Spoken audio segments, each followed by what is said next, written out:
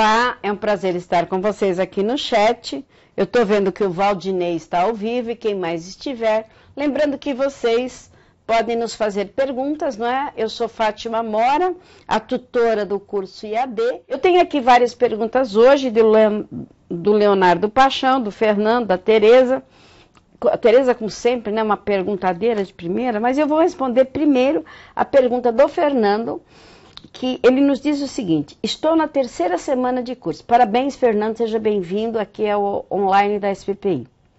Ele nos pergunta sobre o determinismo psíquico e diz o seguinte: dependendo do que é trazido na análise, é possível identificar o que o provocou?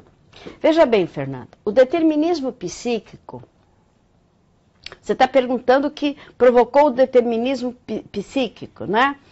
Bom, o que determina o determinismo psíquico são os fatos que vão acontecendo na vida de uma criança de 0 a 10 anos que passam a determinar inconscientemente uma série de sentimentos e, consequentemente, comportamentos. Você pergunta se isso é trazido, se nós descobrimos quais as determinações infantis, se nós podemos identificar o que provocou, mas o que provocou são exatamente os determinismos psíquicos. Né? O determinismo psíquico e o inconsciente, Fernando, são as duas hipóteses básicas da psicanálise. O determinismo psíquico explica que cada acontecimento está sempre como que numa cadeia de fatos. O primeiro fato que determina o segundo, que determina o terceiro, o quarto e assim sucessivamente. E isso vai trazer uma explicação daquele sentimento e, consequentemente, uma explicação daquele comportamento. Sim, se identificado, nós podemos saber o que provocou o trauma. Tá bom, Fernando? Eu estou vendo que o Valdinei, né, Valdinei, fez uma pergunta aqui. Ele diz: olá, boa tarde, professora. Quando observamos um cliente que, por exemplo, seja exageradamente econômico, podemos levantar a hipótese de que a passagem pela fase anal na infância não foi suficientemente positiva, certo ou errado? Olha, se ele for, você diz aqui, se ele for exageradamente econômico, não basta só um sintoma para nós pensarmos numa fase anal e digamos assim, numa fixação na fase anal. É preciso mais sintomas, Valdinei. Ele precisa ser não uma pessoa econômica. Uma pessoa econômica não é uma patologia.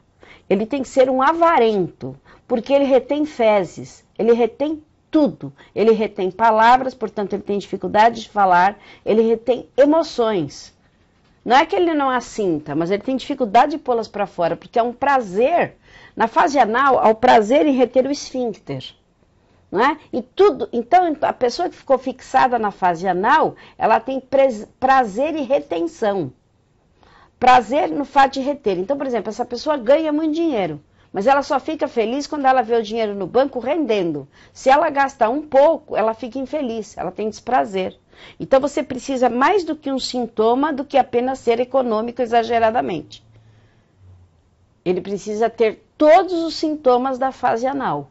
Então, quando você for ler a fase anal, que Freud nos diz da fixação anal, geralmente a partir dos 3 anos, que é quando a criança aprende, até antes, a treinar o esfíncter, né, o prazer de segurar as fezes, retê-las para aprender a não usar mais a fralda, essa fixação e esses traumas dão comportamentos e sentimentos de avareza, mas em todos os aspectos. Avareza até de sentimentos, ok? Muito bem. A consequência atualmente é esse comportamento avarento? O norte da análise qual seria? Muito se fala em trazer para a consciência os aspectos recalcados. Seria assim? Lógico. Isso é a base freudiana de todos os analistas. A base de qualquer psicanálise é trazer o que está recalcado no inconsciente, o que está reprimido no pré-consciente para a consciência. Porque nós somos facilitadores. Quem vai resolver o que fazer com esse material é o próprio paciente. Só que o paciente tem que ter consciência das suas pulsões, dos seus desejos, dos seus recalques, para depois ver como é que isso pode ser elaborado e o que ele quer fazer com esse material, ok? O trabalho seria com livre associação. Tem mais algum exemplo para dar? Obrigada, professora, pela oportunidade de esclarecer. Valdinei. Olha, Valdinei, é assim. Quando a gente fala em livre associação, é que a psicanálise integrativa, no Freud, você vai ver interpretação dos sonhos e livre associação. Em outros autores, você vai ver outras técnicas. Sim, livre associação, como uma primeira técnica, não é? E depois a interpretação dos sonhos, que é assim, eu diria, é brilhante no aspecto do Freud, principalmente os casos de neurose fóbica, neurose histérica, que é o caso, por exemplo, da Dora, quando ele faz análise do caso Dora, em que ela é uma histérica, e ele faz essa análise, é brilhante. O pequeno Hans, enfim, tudo isso é uma forma de trazer do inconsciente para o consciente o material que está recalcado. Não sei se satisfez, mas você está aqui ao ar. Eu gostaria de saber em que módulo você está e se você entendeu e se gostaria de uma outra explicação. Pode ser?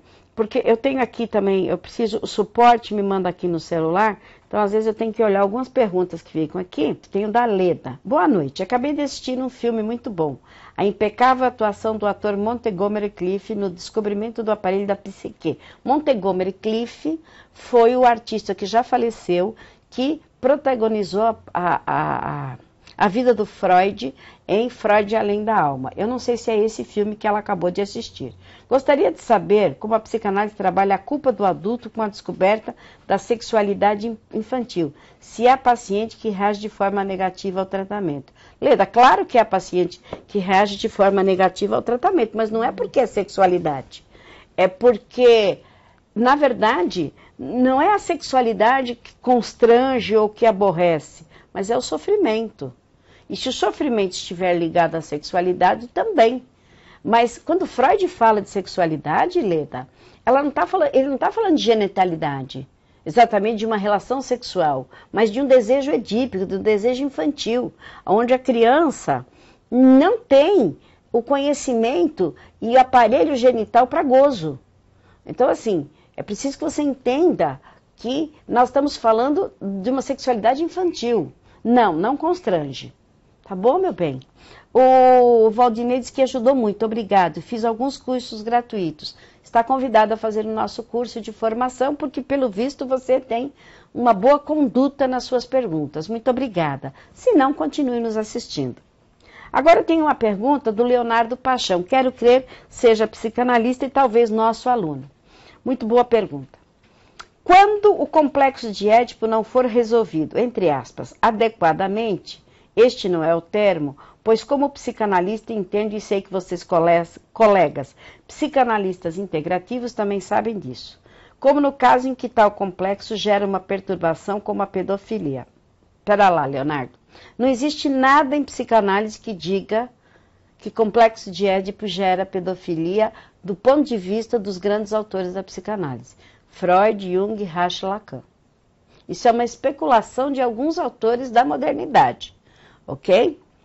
Então, assim, primeiro isso, pedofilia, eu vou colocar para você o que é na minha visão, porque eu atendo pedófilos. Então, há várias coisas. Uma delas, por exemplo, Fernando, eu atendi um paciente pedófilo que tinha ficado fixado na infância. Então, quando você diz uma ligação com o complexo de Édipo, no caso desse paciente, ele tinha ficado fixado, mas ele se imaginava uma criança. E ele tinha desejos por outras crianças.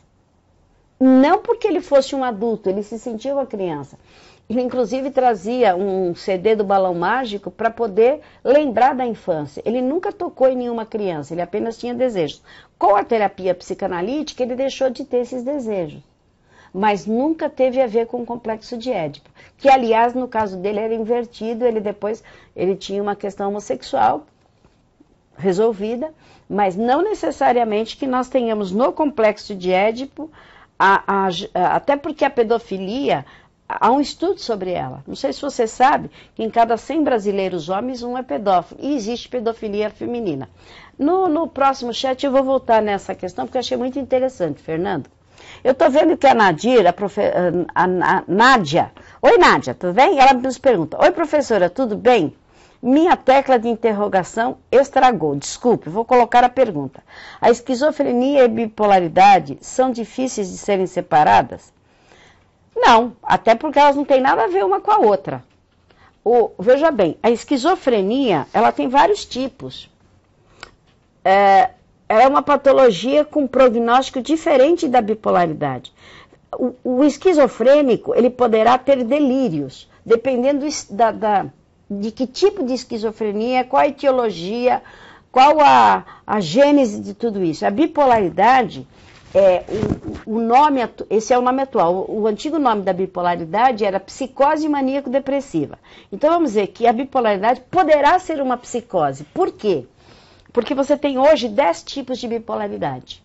O bipolar é aquele que está ou no estágio maníaco ou no estágio depressivo. E isso pode ser muito grande ou menor. A esquizofrenia também tem muitas nuances. Então, a tua pergunta precisaria ser assim, ligada na identificação das psicopatologias, quais as características que tem que ter cada um deles para nós podermos diferenciar. Só com a matéria de psicopatologia você consegue fazer isso. Normalmente o diagnóstico de bipolaridade pelo psiquiatra leva entre 9 a 12 anos. Esquizofrenia não, às vezes é um diagnóstico de uma consulta, tá? Depende para quem é o diagnóstico. Diagnóstico é conversa de psiquiatra. Para nós, não há diagnóstico assim. Se o nosso paciente esquizofrênico ou bipolar estiver medicado, nós vamos atendê-lo com psicanálise. O diagnóstico não deve partir de nós. Ela nos pergunta também, quando saber se um cliente precisa ser direcionado a um psiquiatra ou um neurologista? Bom, isso não cabe a nós. Nós direcionamos sempre para o psiquiatra, quando necessário. E o psiquiatra é que direciona para o neurologista. Porque a neurologia são doenças físicas do cérebro e a psiquiatria são doenças psíquicas. Então é melhor deixar o psiquiatra decidir se é ele ou o neurologista. Certo? Qual a diferença de neurose, psicose e paranoia? Muito bem! O neurótico não perde a noção de realidade. Ele sabe quem ele é, onde ele está. Mas ele lida mal com a realidade. Ele não gosta da realidade. Ele não admite a realidade. O psicótico e o paranoico estão fora da realidade. Então, o neurótico constrói castelos de areia. Os psicóticos e os paranoicos moram dentro do castelo. Então, o paranoico e o psicótico são aquelas pessoas que podem delirar, ter alucinações, surtar e precisam de medicação. Os neuróticos não surtam, eles não perdem a realidade. Eles não... Por exemplo, se uma pessoa comete um crime, ela é neurótica, ela vai para a cadeia. Se ela é psicótica ou paranoica, ela vai para o manicômio judicial. Há uma diferença de patologia. Tá bom, Nádia?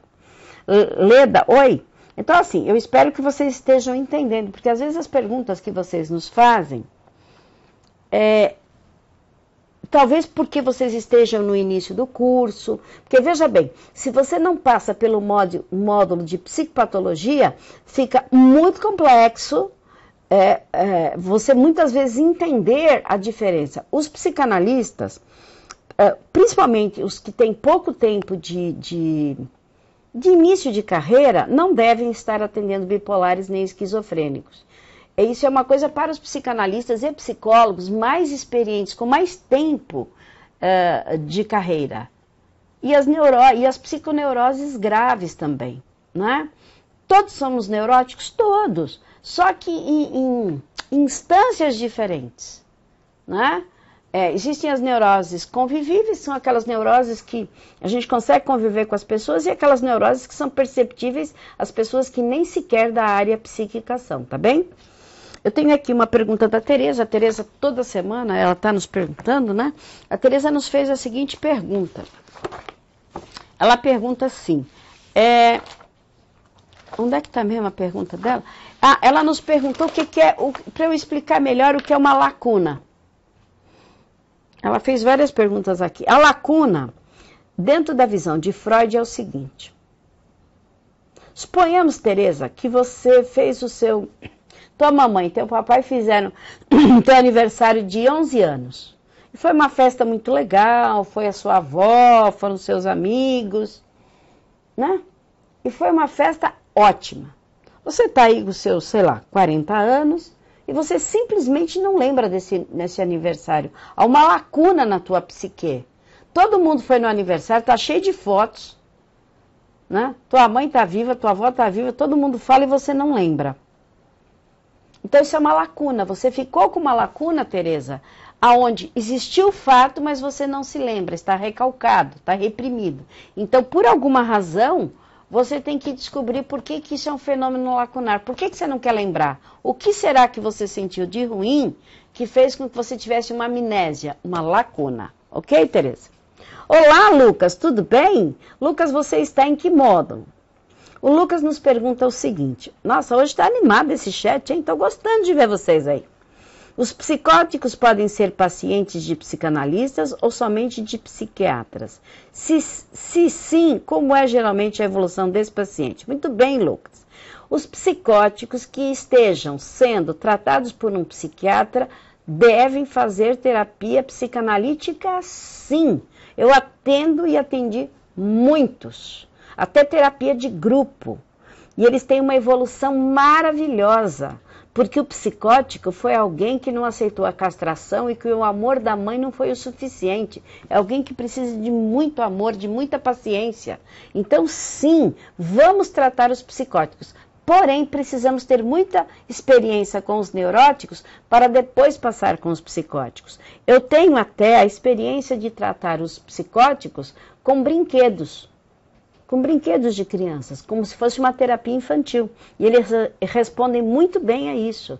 Então, sim. Agora, lembrando que às vezes esse psicótico precisa de uma medicação, porque senão, se ele surtar, ele não vai nem entender a análise, né? A análise está prejudicada. Então, Lucas, todos os psiquiatras hoje em dia indicam terapia para os seus pacientes. E quase todos os analistas e psicólogos indicam psiquiatras. Hoje há uma ligação muito grande entre a psiquiatria, entre a medicina, a psicanálise e a psicologia. Hoje nós fazemos uma tríade, não é?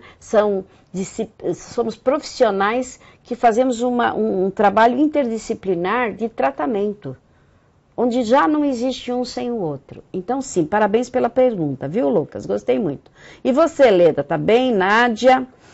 Valdinei, está todo mundo feliz? Nós temos 5 minutos de chat. Será que vocês querem perguntar mais alguma coisa ou eu posso responder a Tereza? Vamos mandar aqui o e-mail SBPI, porque tem muita gente me perguntando, sbpi@sbpi.org.br. Gente, esse é o e-mail para onde vocês mandam perguntas, ou se vocês não estiverem fazendo terapia, por Skype, terapia online ou presencial, vocês me pedem por esse e-mail que eu entre em contato com vocês, tá? O Lucas agradeceu pela resposta, está no primeiro módulo, comecei recentemente.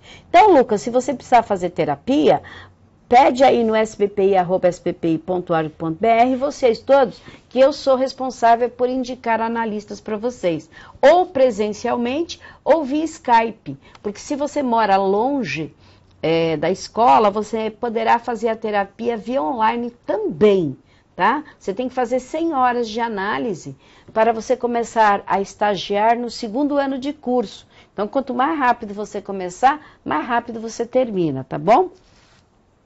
Eu tenho mais perguntas aqui, mas nós estamos chegando no final do chat e nós vamos deixar então para a próxima segunda-feira, né? Esse é o último chat do mês, Ana? Acabou fevereiro, acabou o carnaval. Fala aí pra gente quando é que começa a Copa. Porque Brasil diz que começa depois do carnaval, mas esse ano vai começar depois. Já acabou? Não, pode perguntar, Ana Paula. Estou aqui. É que eu estou aqui pensando que acabou o carnaval, mas não acabou. Eu tinha um projeto-lei, não sei o que vocês acham. Eu acho que o Natal devia ser no dia que é, em dezembro, o Ano Novo no dia 31, no dia 2 de janeiro devia ser o carnaval.